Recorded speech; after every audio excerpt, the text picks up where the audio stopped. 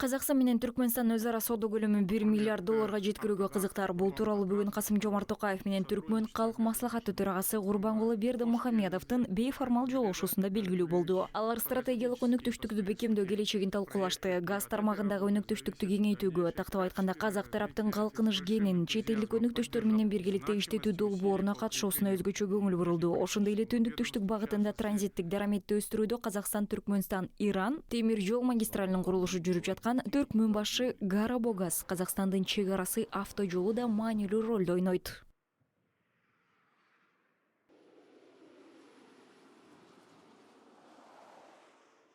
Отрадно, что сотрудничество между Мамлекеттердин ортосундагы кызматташтык динамикалуу өнүгүп жаткандыгы кубандырат. Ошондой эле стратегиялык маанилүү долбоорлор бар. Анын жыйынтыгы Казак-Түркмөн экономикалык байланыштарын андан ары өнүктүрүүгө өбөлгө болот. сотрудничества между нашими государствами.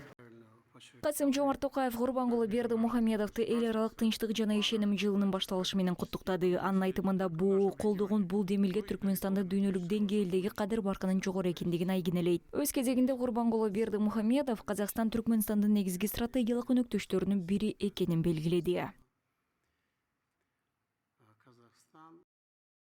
Если исходить из нашей стратегии, то на будущее у нас очень что. Саясий, соода, экономикалык жана маданий гуманитардык чөйрөлөрдө эки өлкөнүн ортосундагы мамилелердин келечеги чоң. Түркмөнстандын демилгесине колдоо көрсөткөндүгүңүз үчүн ыраазычылык билдирем.